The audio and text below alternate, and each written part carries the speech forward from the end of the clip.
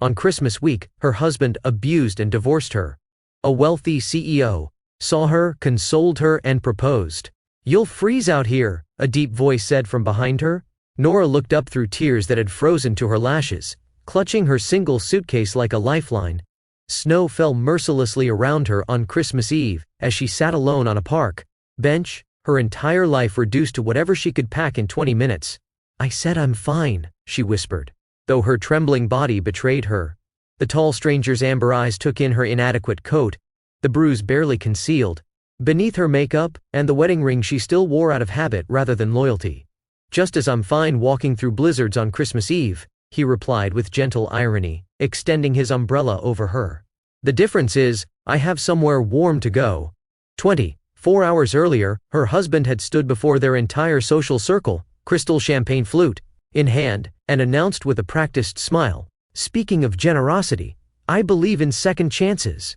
Unfortunately, my marriage isn't deserving of one." The memory burned hotter than the cold that numbed her fingers. How quickly 7 years of marriage had dissolved into public humiliation and calculated cruelty. How efficiently Victor had stripped away her finances, her reputation, and nearly her will to fight. Nearly. My beautiful readers, have you ever experienced that devastating moment when everything you believed about your life shattered in an instant?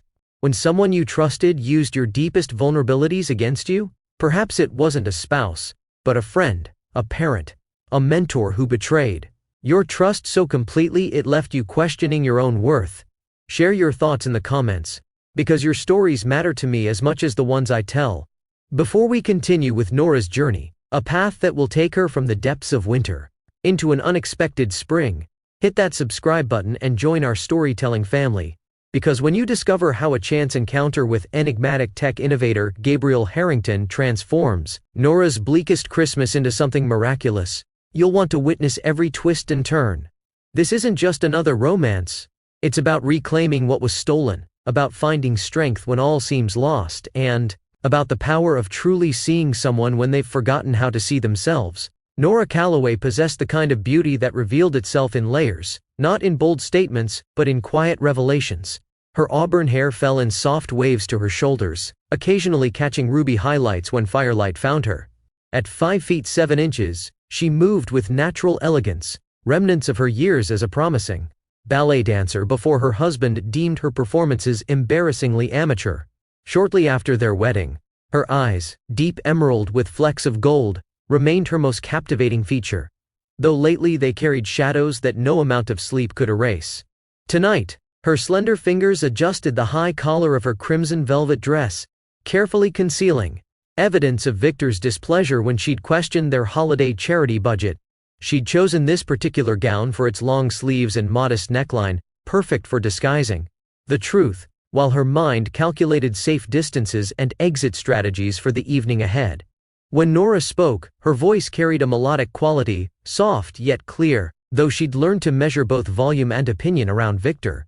Her lips, naturally full and once quick to smile, now remained carefully neutral unless social situations required otherwise.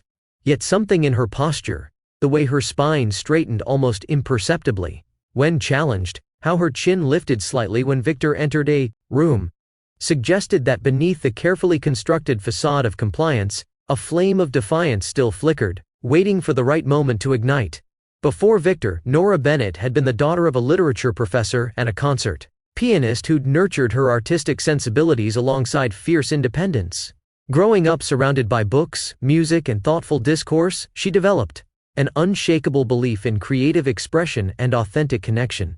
Her childhood home, modest but warm, had been filled with laughter, passionate debates, and the understanding that worth came from character rather than possessions. Never shrink yourself to fit someone else's idea of who you should be, her mother had often told her, brushing Nora's hair before dance recitals. The right people will love you for exactly who you are. Her parents had funded her dance education through sacrifices and second jobs, their pride evident when she earned a coveted spot with a respected contemporary ballet company. A knee injury had ended that dream, redirecting her toward interior design where her understanding of movement through space proved unexpectedly valuable. Spaces tell stories, her first design professor had said. Your job is to make sure they tell the right one. It was at a gallery opening for one of her early projects that she'd met Victor Calloway, wealth management advisor to several board members, who'd pursued her with an intensity that had felt like devotion rather than the control it would become. "You have an exceptional eye," he'd said that first night, studying her rather than the exhibit. "I wonder what else you see that others miss." His attention had been intoxicating. The way he listened when she spoke, remembered small details about her preferences, anticipated her needs before she expressed them. When he proposed 6 months later with a diamond too heavy for her slender hand, her father had pulled her aside with uncharacteristic concern. "He seems particular," he'd said carefully, "about how things should be." "He's precise," Nora had defended. "It's what makes him successful." The shift came gradually after marriage, first with subtle criticisms of her friends. "Isabel is rather loud, isn't she?" Then restrictions on family visits. "Your father's political views make my clients uncomfortable." Followed by financial constraints disguised as helping her manage spending. "Let me handle the accounts. You should focus on making our house beautiful." Each boundary crossed made the next easier to accept, each apology more persuasive than the last.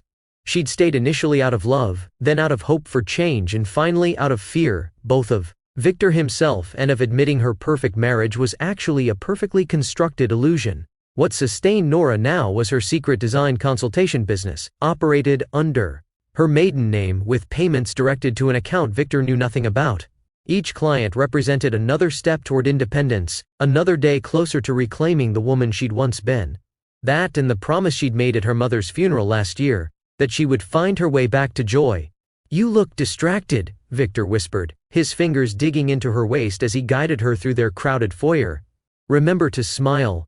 Their annual Christmas charity gala was in full swing, crystal champagne flutes catching candlelight while servers moved efficiently among Georgetown's elite. The historic townhouse gleamed with tasteful decorations, selected by Victor's preferred stylist. Nothing as gauche as colored lights or sentimental ornaments. Classic white roses, silver accents, and strategic pine boughs created an atmosphere of restrained elegance that matched Victor's carefully cultivated image. "Senator Morrison asked about the foundation's annual report," Victor continued, his smile never reaching his eyes. "I told him my brilliant wife had personally overseen the design." "Don't contradict me." The foundation report, another project she'd been explicitly forbidden from, touching after suggesting more transparency in their grant-making process. Victor had called her ideas naively destructive before locking her out of the shared drive. "Of course," she replied automatically, the practiced smile settling into place. Victor Calloway commanded attention without effort. 6 feet tall with steel, blue eyes that assessed everyone's financial and social value within seconds. His tailored suits and impeccable grooming projected success, while his precise speech and strategic charm won over clients and community leaders alike. Behind closed doors, however, his face transformed into something unrecognizable when rage took hold, a metamorphosis that still shocked Nora despite its increasing frequency. "Darling," called Margaret Winslow, Victor's largest client and most devoted admirer. "This year's event is simply divine. You must tell me who did those magnificent ice sculptures."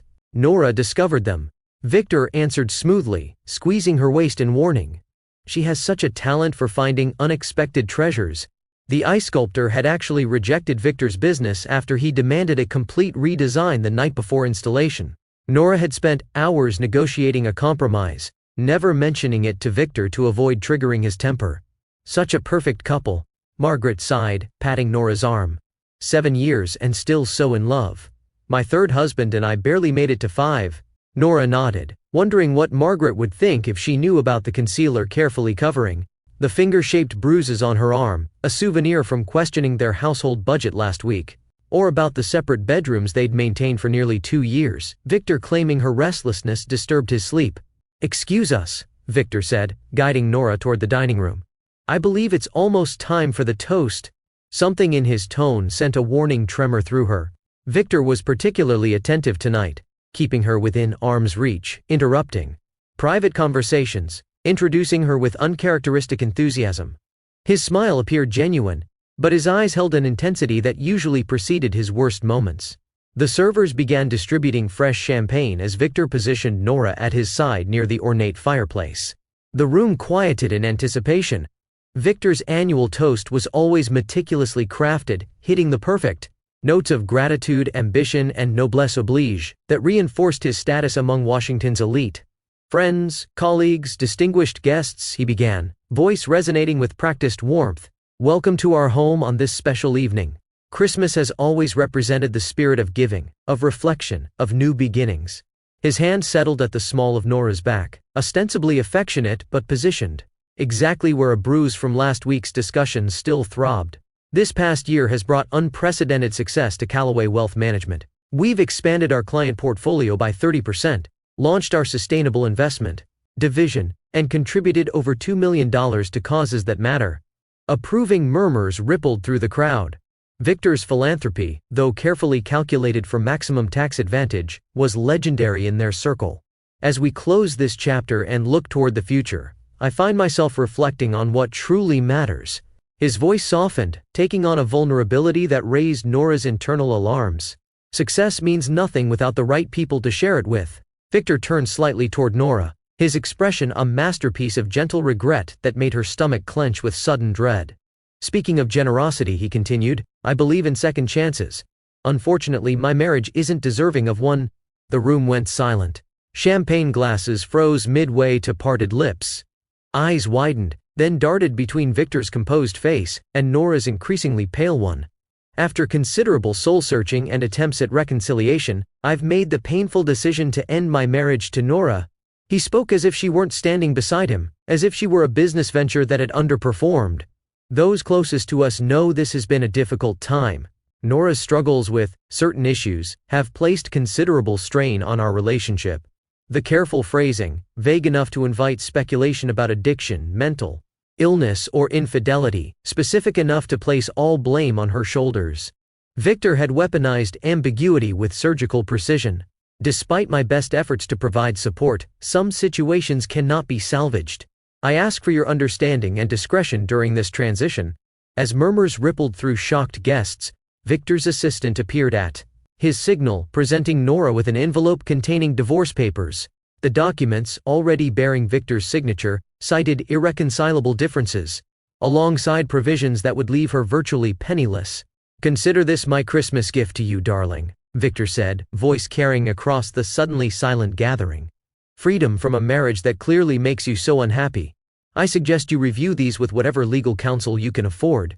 Nora stood perfectly still, years of navigating Victor's unpredictable moods the only thing keeping her upright.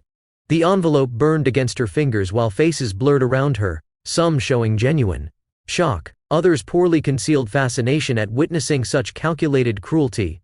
Her sister-in-law's barely suppressed smile confirmed this ambush had not been Victor's idea alone. Her first coherent thought was surprisingly practical. "Thank God I kept those design payments in Isabel's name." Her second was the absurd urge to apologize to their guests for the disrupted celebration.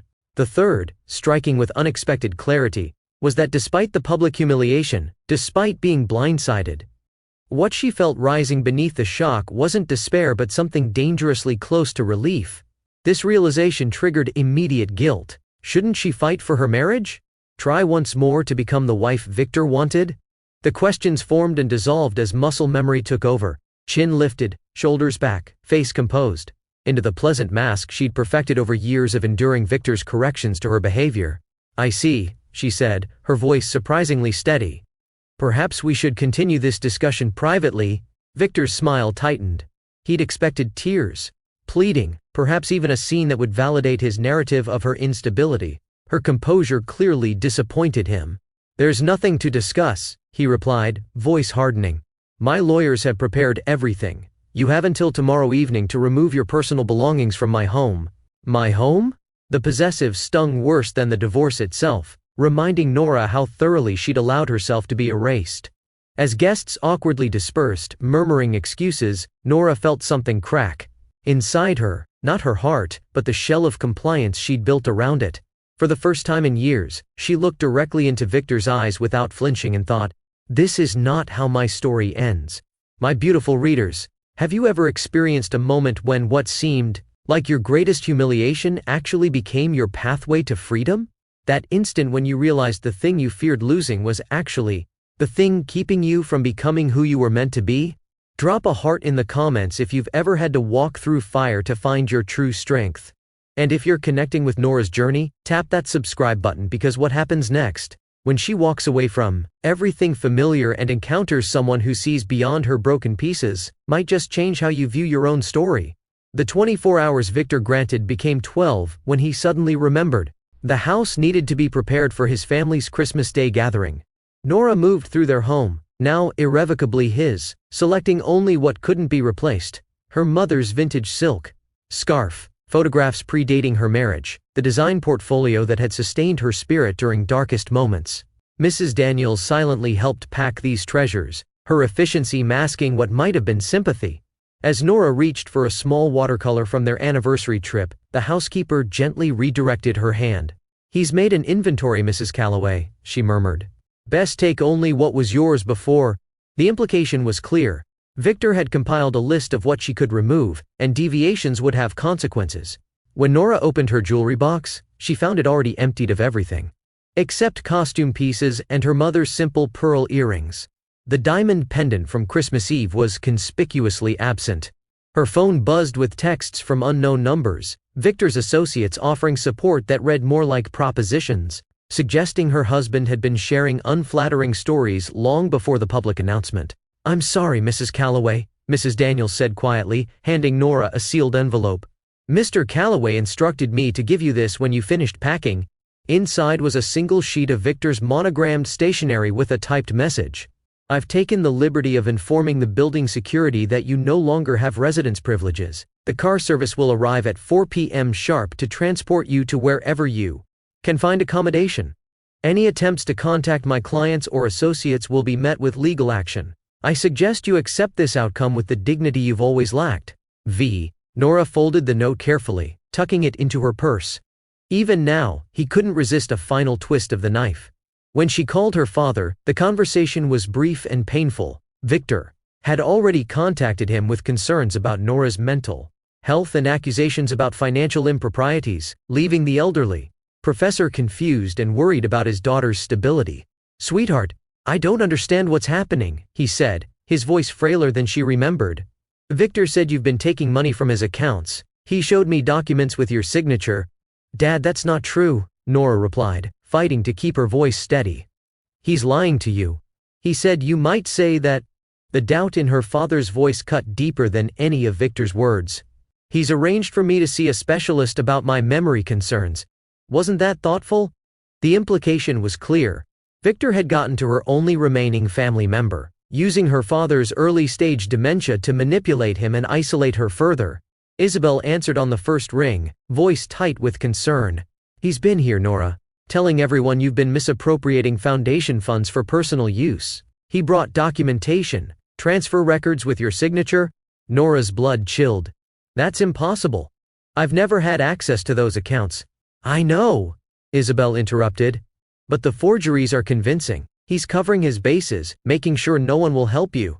The calculated precision of Victor's attack became clearer as the day progressed. Her credit cards were declined when she attempted to book a hotel room.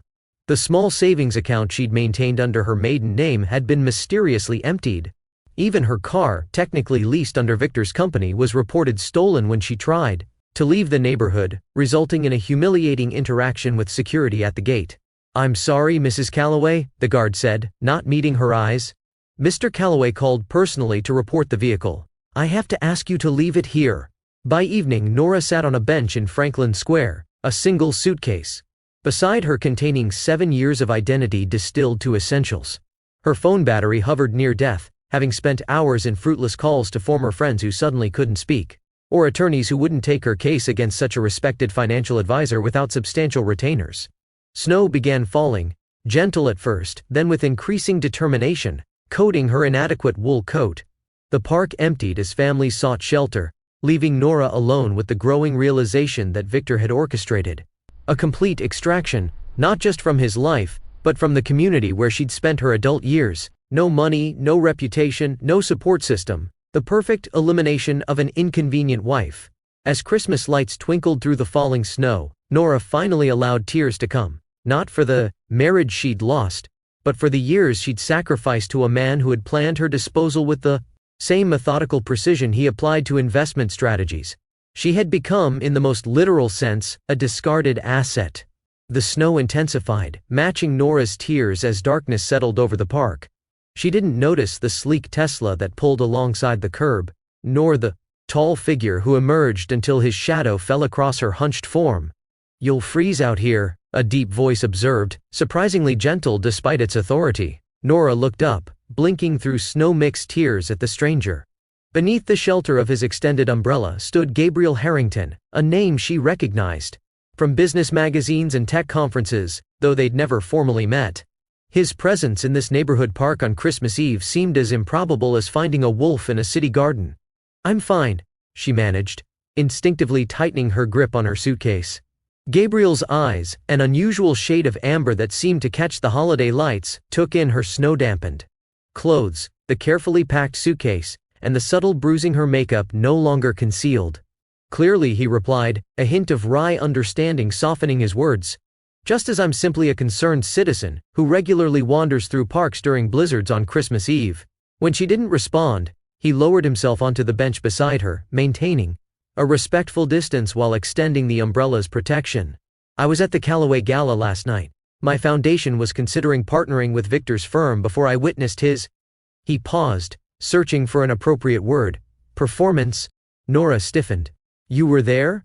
"Not as a guest," he clarified. "Victor doesn't invite people who've refused his investment services. I was meeting with the foundation director when your husband decided to demonstrate his character."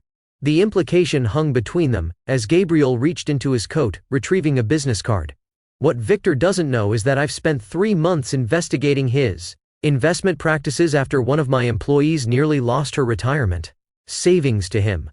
My security team has been documenting a pattern of financial manipulation, targeting wealthy women, particularly those in vulnerable situations." Nora stared at the card, emotions cascading through her in disorienting waves. Vindication came first, sharp and clarifying, followed immediately by bone-deep rage that almost stole her breath. All those years of Victor's concern about her financial incompetence had actually been calculated manipulation. Every accusation of naivety had been deliberate gaslighting to conceal his own predatory behaviors. "Why?"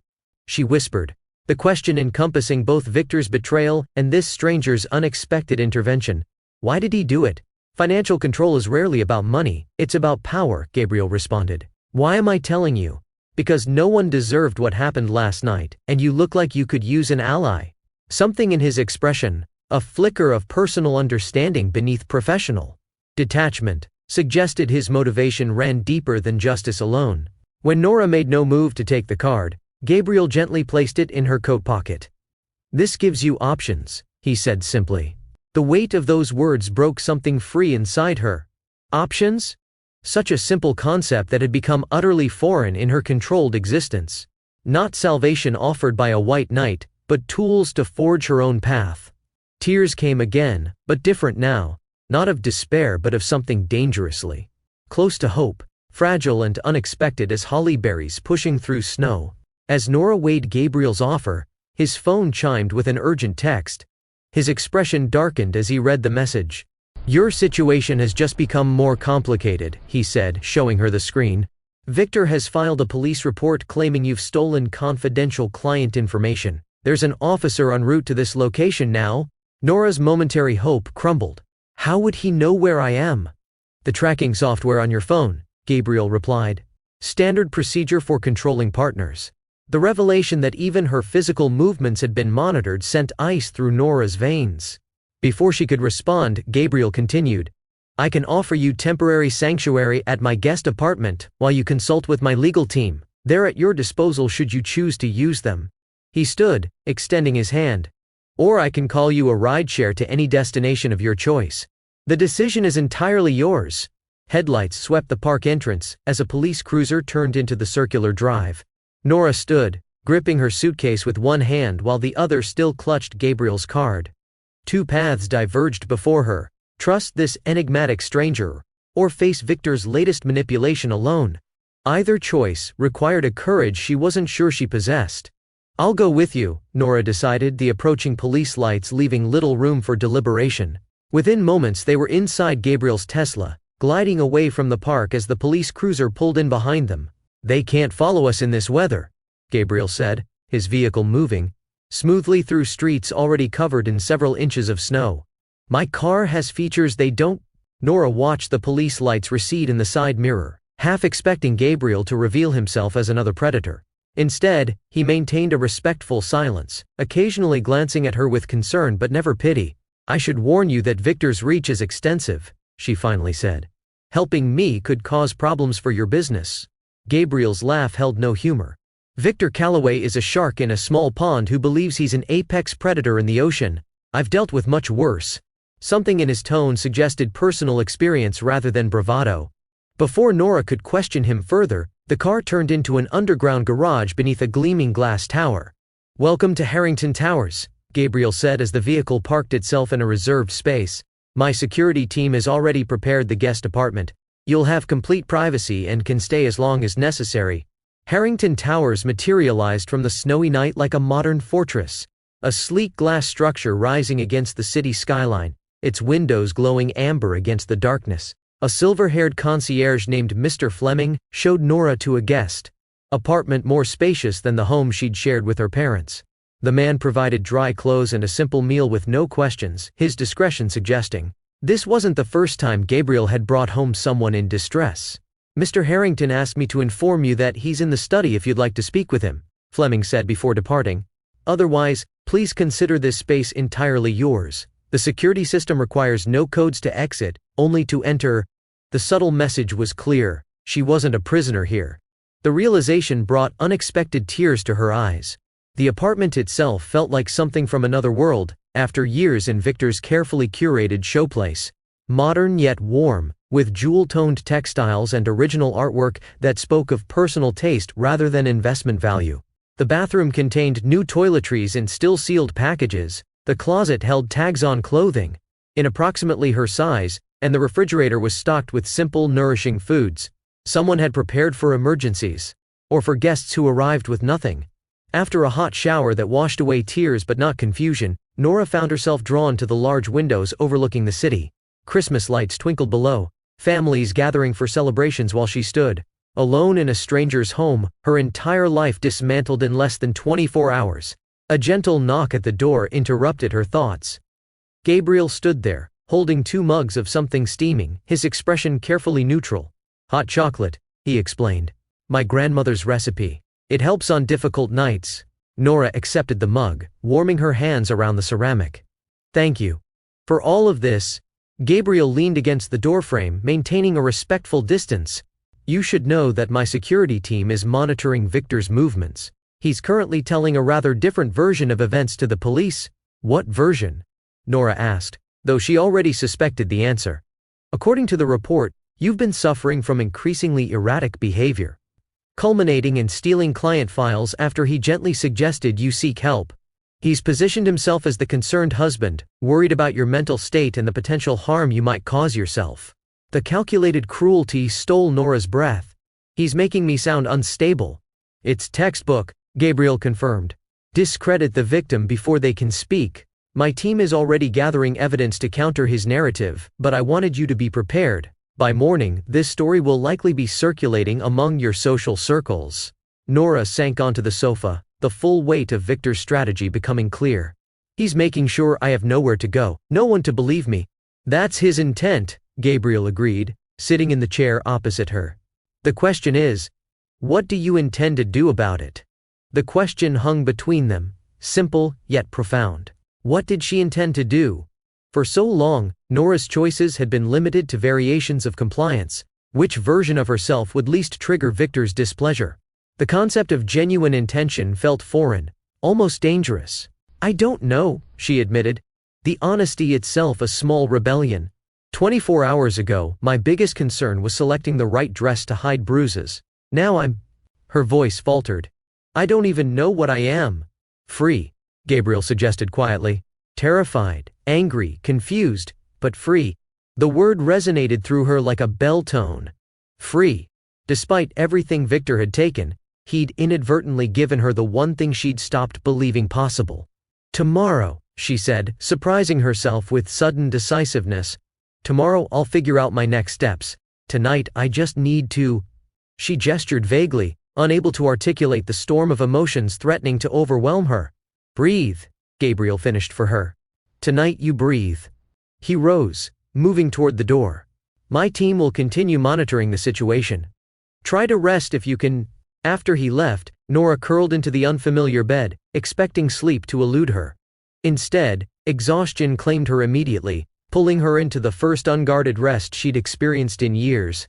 No need to stay alert for footsteps in the hallway, no anxiety about what mood might greet her in the morning. Morning brought the first challenge. Victor had frozen every account bearing Nora's name and filed an emergency restraining order against her, claiming she was unstable and had threatened him. The local news featured a heartfelt interview where Victor expressed concern for his troubled wife and offered a reward for information leading to her safe return. He's painting me as both criminal and victim, Nora observed, scanning the article Gabriel's chief of security had brought with breakfast. Clever.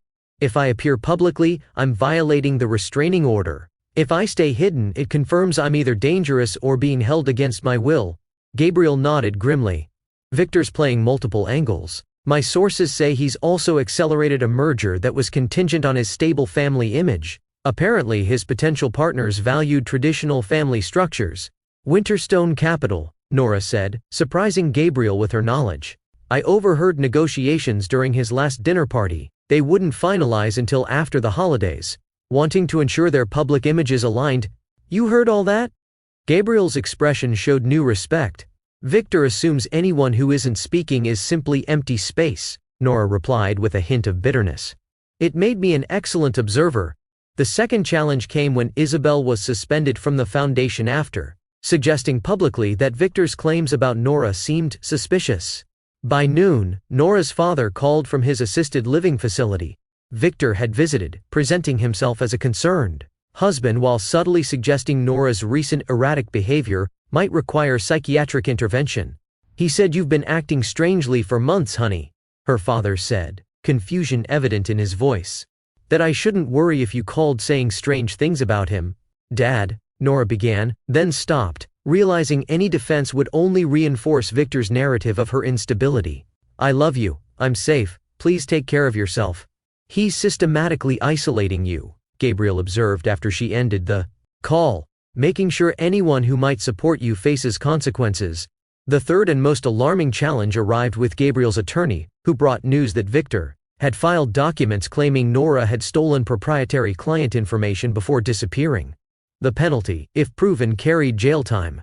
"He's getting desperate," Gabriel said, reviewing the filings. "These accusations directly contradict his concerned husband narrative. Or, they complement it perfectly," Nora countered. "Mentally unstable wife steals sensitive documents during breakdown. It explains any incriminating information that might surface while positioning him as the victim." As Christmas Day progressed, Victor's tactics escalated. Nora's few remaining friends received anonymous emails containing manufactured evidence of her supposed affairs. Her former design clients received documentation of plagiarized work she'd never created. Even Gabriel wasn't immune. Regulatory inquiries into his tech company suddenly accelerated based on anonymous tips suggesting security vulnerabilities. "He's remarkably thorough," Gabriel noted without humor, reviewing the mounting attacks over dinner in his study. "He must have been planning this for months." The most disturbing development came on Christmas evening when Mr. Fleming discovered sophisticated surveillance equipment in the building's parking garage, suggesting someone had followed them from the park and now knew Nora's location. "We're not just dealing with Victor anymore," Gabriel's security chief explained. "He's hired professionals." That night, unable to sleep, Nora found herself in Gabriel's library, surrounded by first editions and the comforting scent of leather bindings. She hadn't expected to find him there, reviewing documents while snow continued falling beyond floor-to-ceiling windows. "I should leave," she said without preamble. "You've done enough, and Victor's vendetta is now affecting your business." Gabriel studied her for a long moment. "Is that what you want, or what you think you should want?" The question, simple yet profound, caught her off guard. What did she want? For so long her desires had been subsumed by Victor's expectations, her own voice silenced by his demands. "I want," she began, then faltered. "I want to stop being afraid." I want one day where I don't flinch at loud noises or apologize for existing. I want to remember who I was before he convinced me that person wasn't good enough." Gabriel set his tablet aside. "I understand that better than you might think." Something in his tone invited question, and Nora found herself asking, "How could you possibly understand?" "My stepfather was Victor Calloway with a different name and twice the cruelty," he replied, rolling up his sleeve to reveal a jagged scar running from wrist to elbow. "Richard Harrington believed appearances mattered more than people. When I was 14 and built a computer instead of joining his beloved football team, he demonstrated his disappointment with a broken whiskey bottle. The revelation shifted something between them, an unexpected bridge of shared experience that transformed Gabriel from enigmatic benefactor to someone who genuinely understood her fear. "How did you escape?" she asked. "My biology teacher intervened, gave me a choice my mother never had." His expression softened with memory. "She told me, your stepfather can control your circumstances, but only if you give him permission to control your spirit." Nora absorbed his words, recognizing their truth. Victor had controlled her circumstances, but somewhere in that snowy park, shivering and desperate, she'd reclaimed her spirit. "What happened to your stepfather?" she asked. "He died believing I'd forgiven him," Gabriel answered, surprising her. "I let him think that because I needed to forgive him, not for his sake, but for mine. Carrying hatred was keeping me bound to him more surely than any inheritance." The wisdom in his words resonated through Nora's carefully constructed defenses, touching something she'd thought Victor had destroyed: her capacity to hope for healing beyond mere survival. My cherished readers, can you feel the connection forming between these wounded souls? Sometimes our deepest pain becomes the very language that helps us understand each other when all other words fail. If you've ever found unexpected understanding from someone who's walked a similar path, drop a love in the comments. And if you're invested in Nora's journey toward reclaiming her power, make sure you have hit that subscribe button, because the revelation coming next, the truth behind Victor's sudden divorce, and the real reason Gabriel Harrington has risked everything to help a stranger, will change everything you thought you knew about this story. As dawn broke on Christmas morning, Gabriel's security chief burst into the breakfast room, tablet in hand. "You need to see this," he said, placing it before them. The screen showed security footage from Victor's office dated 2 months earlier. In it, Victor met with a distinguished older man whose face made Gabriel go instantly rigid. "That's impossible," he whispered. "He's in federal custody." On screen, the older man handed Victor a folder. When Victor opened it, his expression transformed from skepticism to shock as he examined photos that, even on the grainy footage, clearly showed Nora and Gabriel together, photos from before they'd ever met. "Photoshopped," Nora whispered, staring at the impossible images. The photos showed her and Gabriel in various settings: a cafe in Chicago, a gallery opening in New York, walking through DuPont Circle, all places she'd visited with Victor, now digitally altered to replace her husband with Gabriel. "Not just photoshopped," Gabriel replied, his voice unnaturally calm. "Those are surveillance photos. Someone followed you for months, documenting your movements, then edited me into them." The security chief enhanced the footage, focusing on the older man. "Richard Harrington is serving 15 years for securities fraud," he explained to Nora. "Or rather, he was until 3 weeks ago, when he was granted compassionate release. Due to terminal cancer, a diagnosis that appears to have been falsified. He's free," Gabriel stated flatly, "and working with Victor. Against me." The pieces assembled in Nora's mind with terrible clarity. This was never about me, she realized. Victor's divorce, the public humiliation, the financial frame-up, it was all to draw you out. Gabriel nodded grimly. "My stepfather always said my greatest weakness was helping damaged women. Apparently he decided to create one irresistible enough to ensure I'd intervene." The revelation struck Nora with physical force. She wasn't even the principal character in her own humiliation, merely bait in a vendetta between powerful men.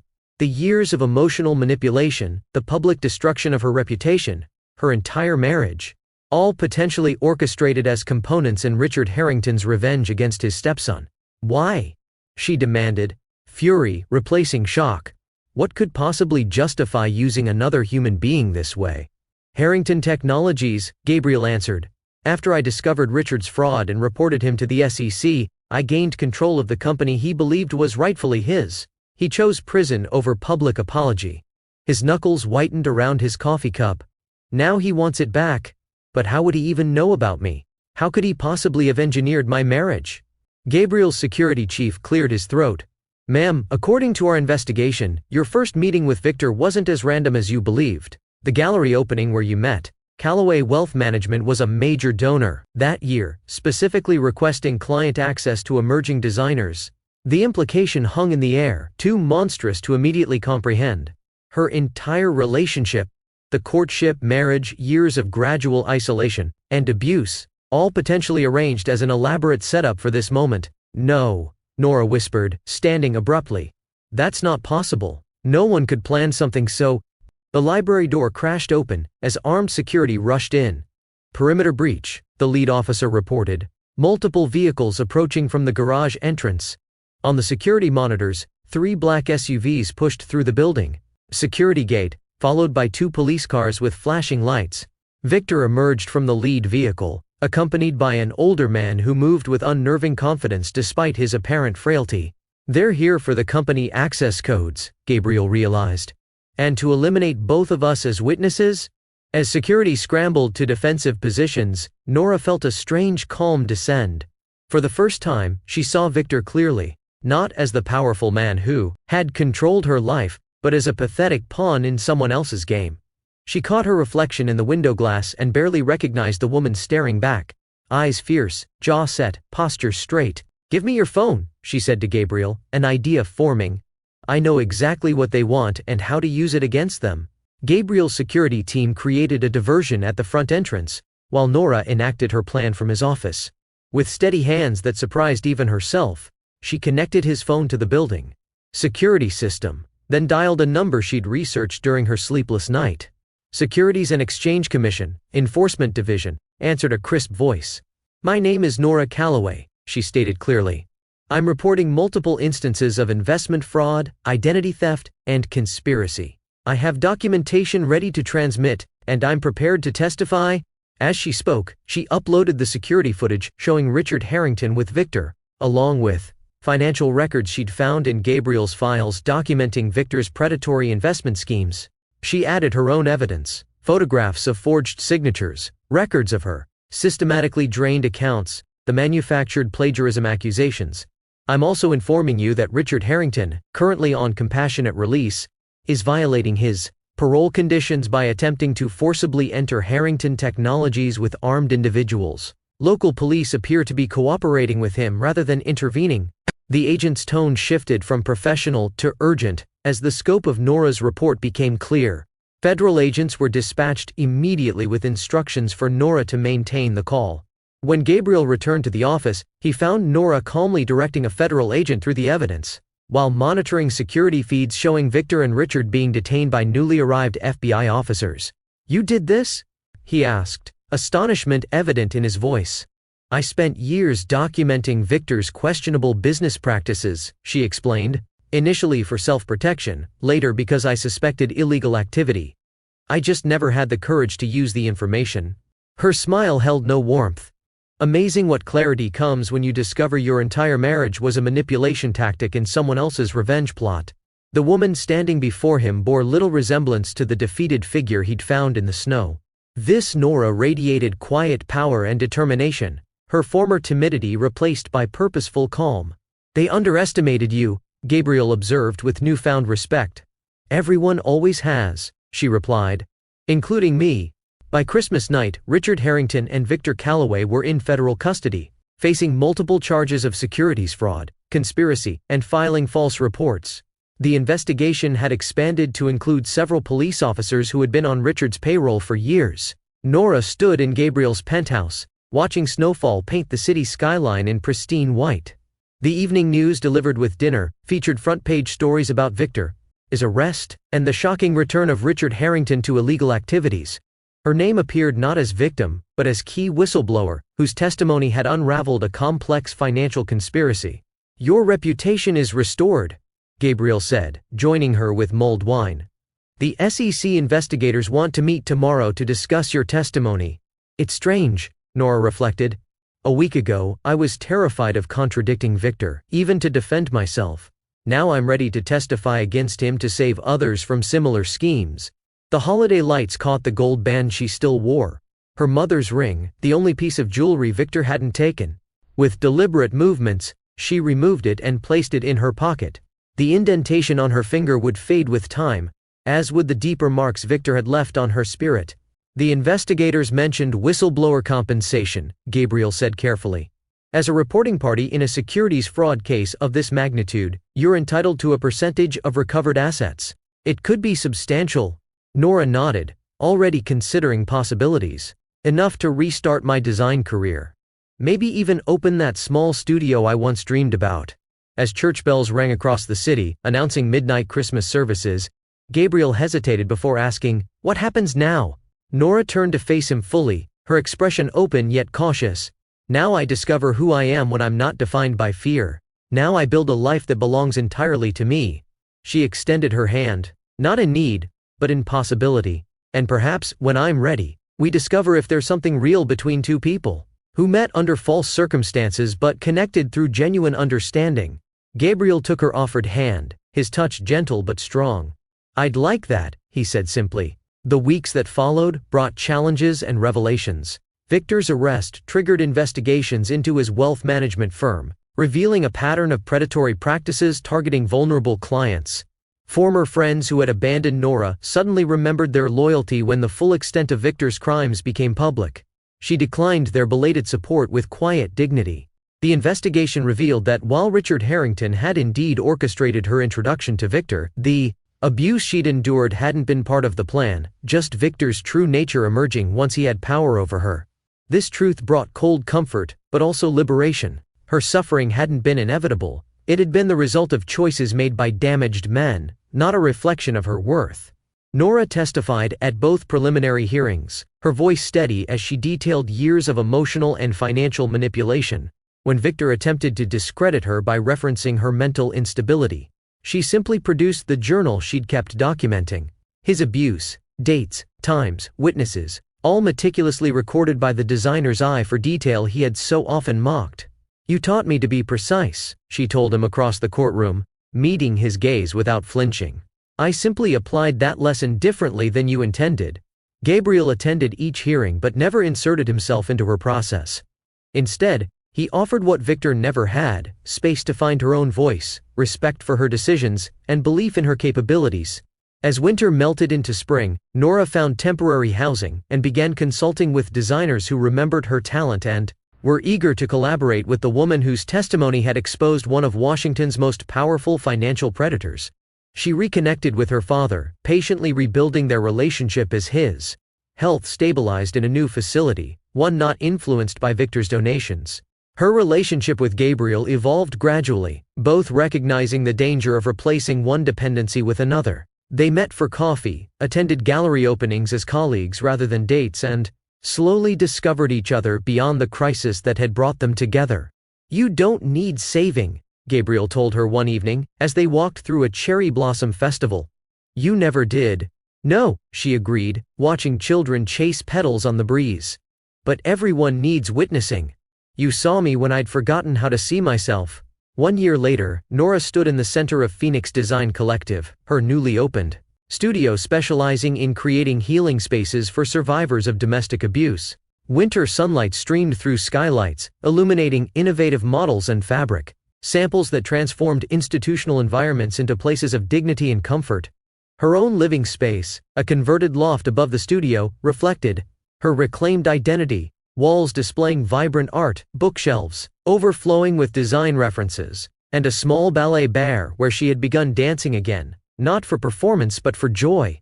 The woman who greeted clients and community partners moved with a confidence Victor would never recognize, her voice clear and unwavering, her clothing expressing rather than concealing, her laughter unrestricted. The whistleblower settlement had provided financial independence, but it was her testimony that had given her something more valuable: her voice.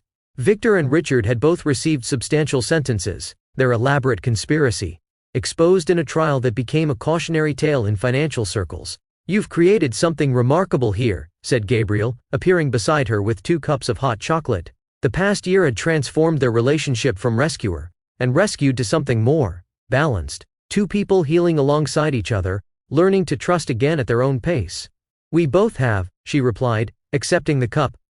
Gabriel had restructured his foundation to focus specifically on supporting survivors of financial abuse, creating programs that help them rebuild credit and develop financial literacy. Their romance had developed slowly, with careful boundaries and profound respect. Gabriel had waited patiently while Nora rediscovered herself, never rushing her healing process or claiming ownership of her success. When they'd finally shared their first kiss 6 months after Christmas, it had been Nora who initiated it. A choice made from strength rather than gratitude or obligation. To new beginnings, Gabriel toasted, his eyes reflecting the same hard-won peace she felt. And to recognizing endings as doorways, Nora added, not walls. As they stood watching snowflakes begin to fall outside, 1 year from the night they'd met, Gabriel reached into his pocket and removed a small box. This isn't what you might think, he said, placing it in her palm. Open it. Inside wasn't a ring but a key, attached to a simple silver pendant. It's to the lake house where I went after escaping Richard, he explained. The first place I ever felt truly safe. I thought perhaps we could go there sometimes, together or separately, whenever either of us needs space to remember who we are. Tears filled Nora's eyes at the perfect simplicity of the gift, not possession but possibility, not binding but liberating. There's something else, he continued, retrieving an envelope from his jacket. The board approved your design proposal for the Foundation's new Survivor Resource Centers, all 5 of them, to be built exactly as you envisioned. Gabriel, that's, she stopped, overwhelmed by the professional recognition that meant more than any romantic gesture could have. That's your talent being recognized, he finished for her. Nothing more, nothing less. Later that evening, as they prepared for the Phoenix Collective's first holiday gathering, Nora found herself watching Gabriel speak with Isabel, their heads bent together discussing outreach strategies for rural communities. The sight of them, her past and present collaborating on her future, filled her with a contentment she'd once believed permanently beyond her reach. When Gabriel glanced up, catching her watching him, his smile held no possession, only partnership. He didn't cross the room to claim her attention or display their connection. Instead, he simply raised his glass in quiet acknowledgement before returning to his conversation. This, Nora realized, was what love actually looked like, not the desperate grasping of someone trying to own your light, but the patient tending of someone helping it shine brighter. The most profound lesson of Nora's journey wasn't that pain could be transformed into strength, though certainly her experience proved this truth. Rather, it was the realization that even in our darkest moments, when we feel most thoroughly erased, the essence of who we are remains intact, waiting to be reclaimed. Victor had spent years convincing Nora she was nothing without him, a common tactic of abusers who maintain control by destroying their victim's sense of self. Yet when faced with the ultimate crisis, her core identity had reasserted itself. The young woman who had danced with abandon, who had dreamed of creating spaces that spoke to the soul, who had believed in authentic connection, she had never truly disappeared. This truth offers hope to anyone feeling lost in circumstances that seem to define them. Whether trapped in toxic relationships, unfulfilling careers, or patterns of self-doubt, we are always more than our current situation. Our authentic selves remain, sometimes buried beneath layers of others' expectations or our own fears, but always accessible when we find the courage to dig deeply enough. Renewal isn't about becoming someone new. It's about remembering who we've always been beneath the identities others have assigned us and claiming the authority to define ourselves. My beloved readers, I share Nora's story because I know many of you have experienced your own versions of erasure. Perhaps not through an abusive marriage, but through relationships, jobs, or social expectations that slowly convinced you to make yourself smaller, quieter, less authentic. Some of you have lost yourselves in caring for others, setting aside your dreams as selfish or impractical. Others have adapted to environments that punished your natural gifts while rewarding traits that feel foreign to your spirit. Many have internalized criticism until outside voices became your own inner dialogue. I see you questioning whether you'll ever find your way back to the person you once were, that version of yourself, who dreamed boldly, loved openly, and moved through the world with confidence rather than caution. Nora's journey reminds us that reclaiming our authentic selves isn't a single dramatic moment, but a series of small choices, each one an act of courage, each one bringing us closer to wholeness. The path isn't linear. There are setbacks and moments of doubt, but with each step toward authenticity, we create the possibility for joy that once seemed permanently beyond our reach. Your resurrection story is waiting to be written. It begins the moment you decide you're worth fighting for. If Nora's journey has touched something deep within you, a recognition of your own strength, or perhaps the first stirrings of hope that transformation is possible, I invite you to join our storytelling family permanently. Subscribe now and become part of a community that believes in the power of stories to heal, inspire, and connect us across our different experiences. In the comments below, share one small act of reclamation you're committed to this week. It might be wearing a color you love but were told wasn't flattering, speaking up in a meeting when you'd normally stay silent, or simply standing before a mirror and saying words of kindness to your reflection. Let's create a tapestry of courage together, each thread strengthening the whole. For those walking through their own darkest winter right now, that space between loss and renewal, know that you're not alone. Your story isn't over. The seemingly impossible transformation from caterpillar to butterfly happens in the darkness of the cocoon, just as our most profound growth often occurs during our most challenging seasons. Remember Nora's words, endings are doorways, not walls. And sometimes what feels like the end of everything is actually the first chapter of the story you were always meant to live.